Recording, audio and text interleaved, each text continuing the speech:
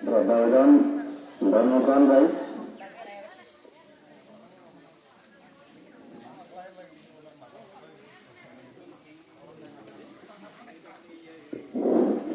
Rice. আমি দ্বিতীয় কার্যসূচির উপনীত হয়েছে। দ্বিতীয় কার্যসূচি হচ্ছে পতাকা উত্তোলন। এই পতাকা এখন আমার শ্রী শ্রী দেব দামোদর মন্দিরের পতাকা। এই পতাকা এখন আমি উত্তোলন করি। উত্তোলন করিলে আমার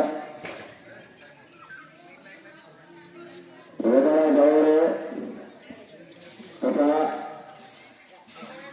এই অনুষ্ঠানটি আয়োজিত কৰিবলৈ ওলোৱা আমাৰ অভ্যৰ্থনা সমিতি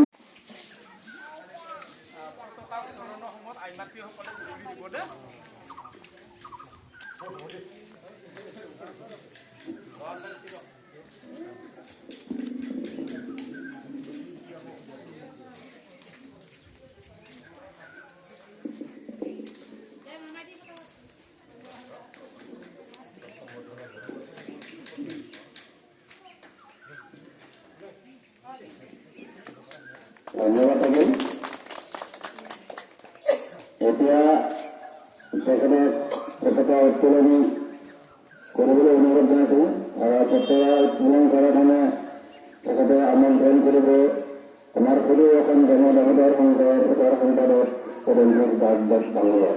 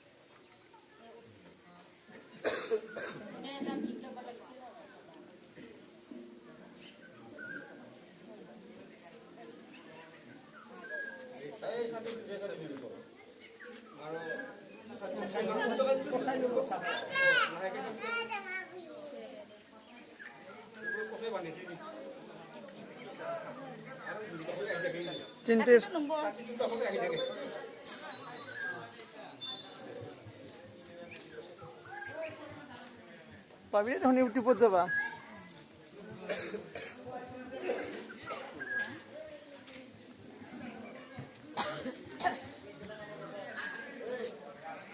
সব ইউটিউবত যাব এইবিলাক।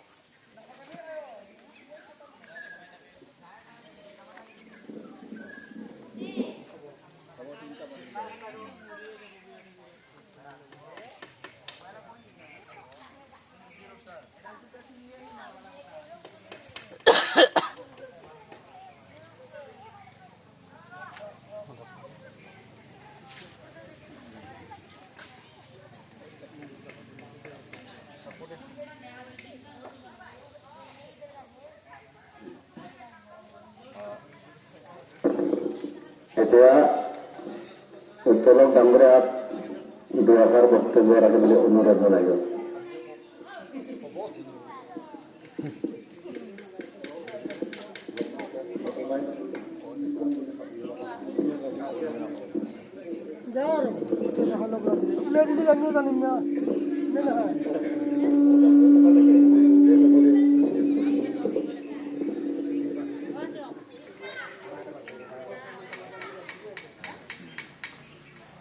জয়তে মহাপুৰুষ গুৰু ৰামদেৱদেৱৰ শ্ৰীচৰণত প্ৰণিপাত জনাই আজিৰ এই পতাকা উত্তোলন অনুষ্ঠানত উত্তোলক ডাঙৰীয়াৰ হকে মই গুৰুজনাৰ বিষয়ে চমুকৈ দুআষাৰমান কোৱাৰ কাৰণে ক'লে, গতিকে কোৱাৰ সুবিধা দিয়াৰ বাবে তেওঁক ধন্যবাদ জনাই মই আপোনালোকৰ আগত গুৰুজনাৰ বিষয়ে দুআষাৰমান কম।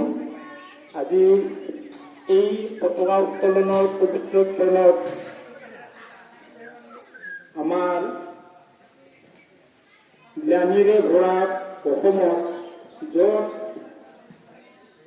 1400-1300 শতিকাত বলি বিধানেৰে দেৱী পূজা দেৱী পূজা কৰা হৈছিল। আনকি সেই সময়ত মানুহ পৰ্যন্ত মানে বলি দি দেৱ দেৱী পূজা কৰা হৈছিল। বিষ্ণু পূজাৰ প্ৰতি এটা মানুহ বিৰাট জন্মিছিল। এই জ্ঞানীময় সময়ত অসমত ভগৱান শ্ৰীকৃষ্ণই আমাৰ অসমত অসমীয়া মানুহ অসমৰ লগতে পৃথিৱীৰ মানুহক বলি বিধানৰ পৰা বিৰত ৰখাৰ কাৰণে ভগৱানে আৱিৰ্ভাৱ লৈছিল। আমাৰ অসমত মূলতঃ মুখ্যতঃ 3জন মহাপুৰুষ গুৰুৰ আৱিৰ্ভাৱ হৈছিল। এই গুৰুকেইজনৰ ভিতৰত মহাপুৰুষ হৰিদেৱ, মহাপুৰুষ শংকৰদেৱ আৰু মহাপুৰুষ দামোদৰদেৱৰ আৱিৰ্ভাৱ হৈছিল। মহাপুৰুষ দামোদৰদেৱৰ আৱিৰ্ভাৱ হৈছিল 1410 শকত।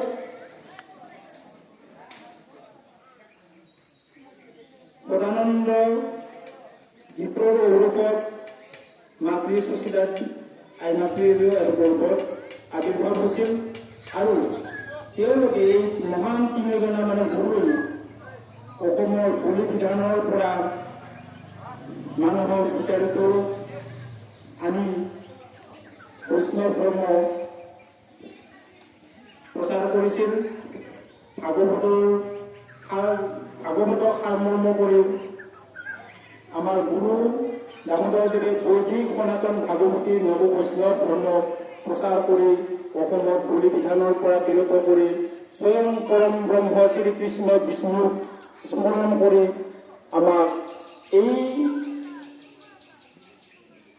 পৃথিৱীৰ পৰা মুক্ত হোৱাৰ আমাৰ যি ৰাস্তা আজি দি থৈ গ'ল। আৰু সেই সুবাৰতে আজি মহাপুৰুষ গুৰুজনাৰ 1410 শকৰ পৰা আজিৰ তাৰিখলৈকে 532 বৰ্ষ অতিক্ৰম কৰিলে। আজি 532তম গুৰুজনাৰ জন্ম উৎসৱ উপলক্ষে আমাৰ ইয়াতে ভূঞাপাৰা গাঁৱত আয়োজন কৰা জন্ম উৎসৱ।